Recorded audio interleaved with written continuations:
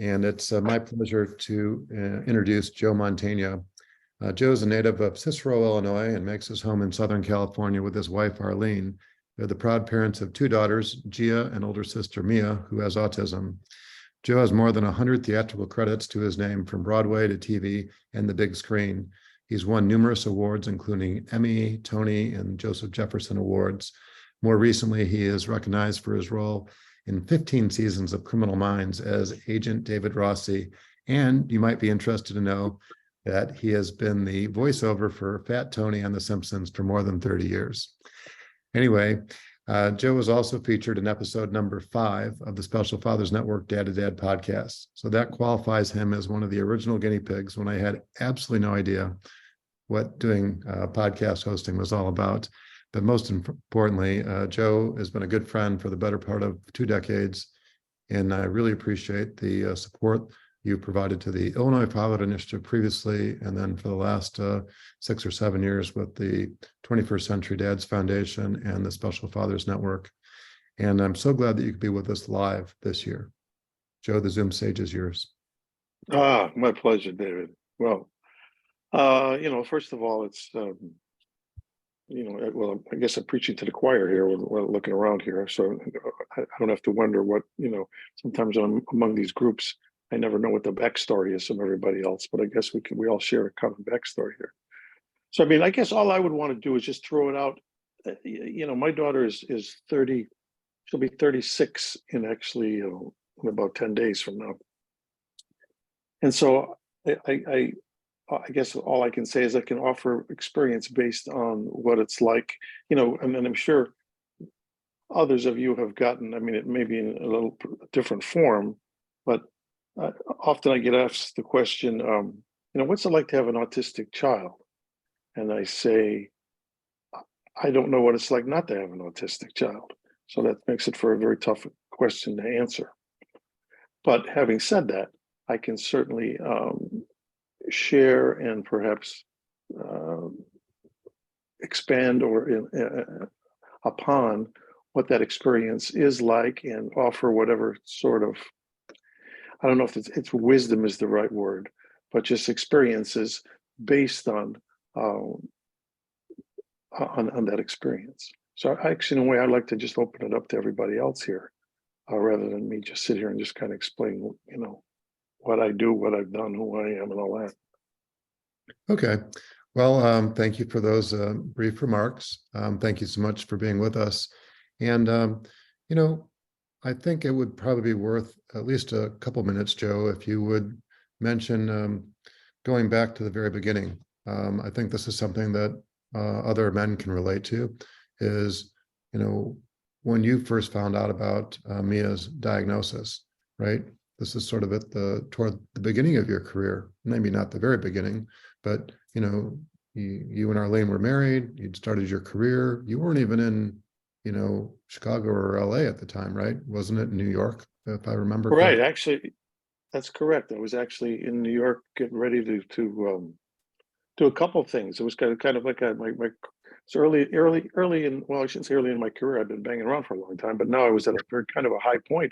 I was in New York City. I was about to do a Woody Allen picture plus Godfather 3, so both of these things were like, it was almost like, in terms of career-wise, I was almost like at a pinnacle. I was like, wow, things just couldn't be better. And we had our only child, and my wife was pregnant with our second child at the time, wound up being born in New York that same year. But so right when soon after we got to New York, Mia was a little over 2 years old. And we had been aware of the fact that she seemed to, her eye contact seemed to be a little off, and she spent a lot of time kind of doing things with herself. You got to remember, this was 1990.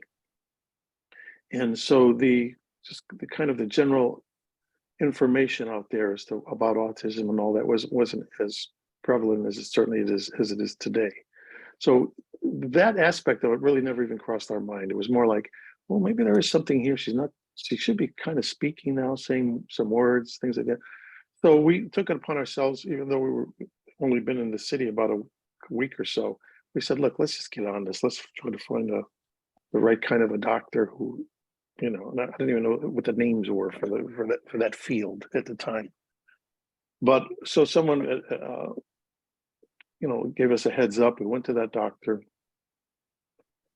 He, to cut to the chase, he did all the whatever the testing that they do and this, that, and the other, asked us the questions, and then took us into the room and sat us down and basically said, well, here's what I feel. Your daughter is exhibiting about 8 of the 10 traits that we would put to someone with autism.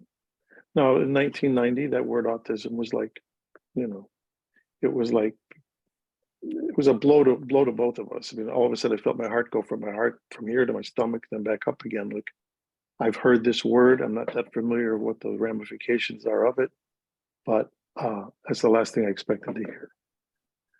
But almost, my wife and I have been together. We've been together over 50 years now. So we haven't had a lot of water under the bridge even at that point. So if nothing else, we did have that strong bond. So in the sense that I think we both looked at each other, and I think both at the same time came to that realization, okay, this has been a shocking thing we've just been hit with, but now the next step is we have 2 choices, either to say, oh God, woe is me, now what do we do? Where's the closest window we can jump out of? Or go the other direction of like, okay, what's this mean? And now what do we do about it? And that began the journey that we're still on. I mean, but at that time, we started to get as much information as we could. I got involved with organizations that have even come and gone. There was a group out of New York called Cure Autism. Well, there was CAN here called Cure Autism Now. There was one in New York called NAR, National Alliance for Autistic Research. Over the years, both of them merged together and became Autism Speaks. So, I mean, we went the whole gamut. We started involved with everybody, different therapies, people that would, there was music therapy, there was this, that, and the other. We tried all the different things that were out there. And then, of course, we had another child just a few months right after the diagnosis. My second child was born. Of course, we go in with that fear of like, oh, is this genetic? Is this going to be something now we're going to have to deal with our daughter that's just been born? As it turned out, no, we did not have to do that. So that was so that at least gives you a heads up as to what that initial experience was like. But it's been, like I say, she's going to be 36 years old. So there's been 34 years of being involved in, having been this part of our family and basically explaining who our family is. And I will say this one thing I did do early on was right after the movie Godfather 3 came out, as you can imagine, there was a lot of publicity surrounding that. And I got a call, I think it might have been People or Time magazine, right when they're doing publicity on it. And somehow, some way, because these journalists have a way of finding things out, I was doing this interview over the phone, and they said, oh, by the way, we've heard that you have a daughter with autism. Would you care to talk about it? And up to that point, we weren't vocal about it at all. This was obviously this was a very personal thing for us. We were dealing with it. We had just been diagnosed for this maybe 9 months earlier. And I had to make a decision at that moment, because I thought to myself, okay, if I say no, I don't want to talk about it. I thought to myself, I'm negating my daughter's existence. And I just thought to myself, somehow that didn't seem the right thing to do. And I thought to myself, I have a very public profession. And if they already are commenting on this right now, I'm not going to hide my kid under a blanket, So I said, yeah, okay, I'll talk about it. And so I talked about it as much as the knowledge I had at the time. And then I thought about it afterwards, thinking, well, I hope it was the right thing to do. And all I could say is that shortly thereafter, I received a letter sent through my agent or something, basically from a woman who read the Ultimate article that had brought up how I'd mentioned how, yeah, it was difficult when you walk into a grocery store and your daughter's screaming and people look at you like you're a bad parent. And you want to just shake them and say, no, there's something going on here. Things like that. And I hear this woman writes this letter saying, thank you so much for being open about that, because we thought this stuff only happens to us. People like us who have no notoriety, who aren't in the public eye, and that thank you for sharing it. So from that moment on is the reason I've been very, public up to a point. I mean, my business life's pretty much an open book in many ways anyway. But in terms of that, I was never going to shy away from the fact of, yeah, I have a member of my family with autism, and if it could be of any aid or or comfort or education or whatever to talk to me about it, I'm glad to do it. And that's the reason I'm in here today. Yeah, well, thanks for sharing that story. It's very powerful, and I know it is a personal decision. Not everybody feels comfortable, opening up or being more transparent about their family situation. But I think it's a strength when you can do that. And there are a lot of benefits. And again, it's not right for everybody. So I'm not being judgmental when I say that. With the few remaining minutes that we have, I wanted to draw attention to some of the work you've done more recently with Jason Katims. And I'm wondering if you could relate that experience with the group as well. Well, Jason Katims is an incredible talent in the industry. I mean, he created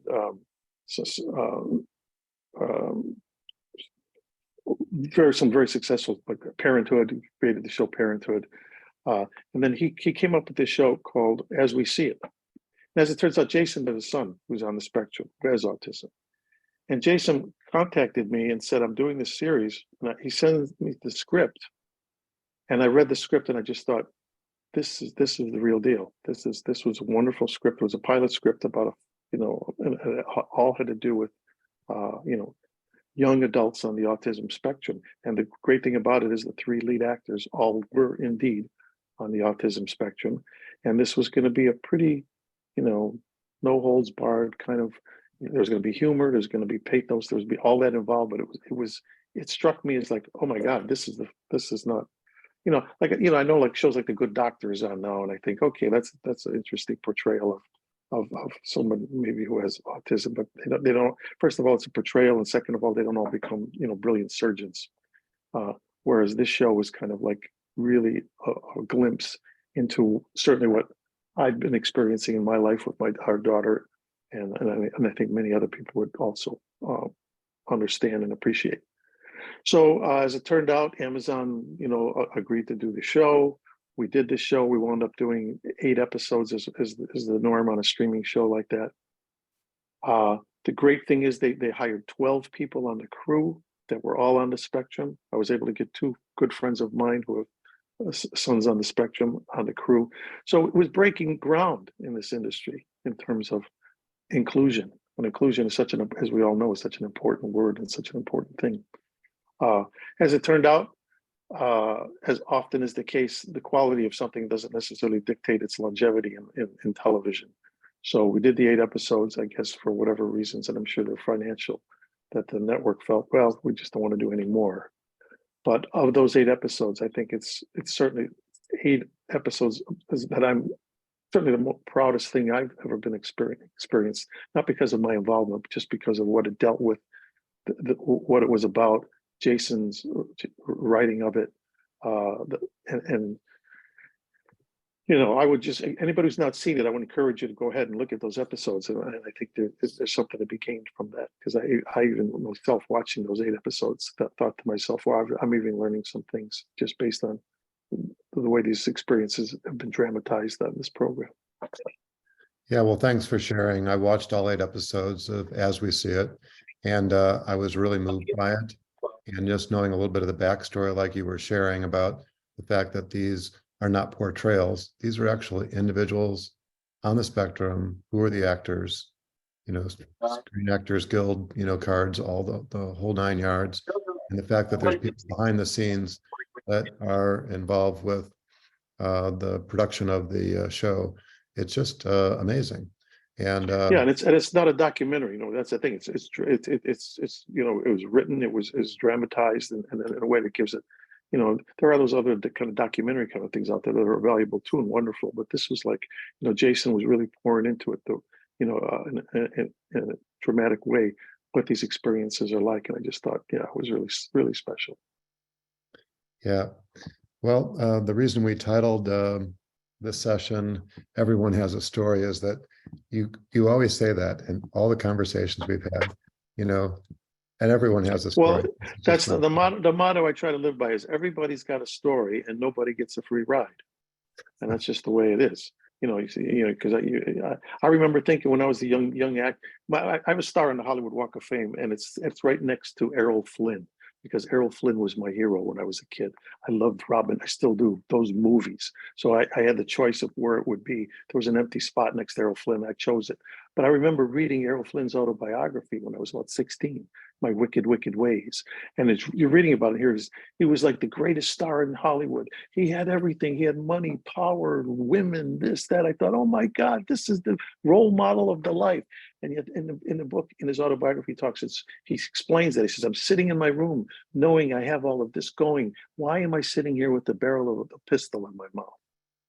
And I remember thinking at 16, oh my God, why would Errol do that? And of course, that was the beginning of an education of like, yeah, everybody's got a story. Nobody gets a free ride.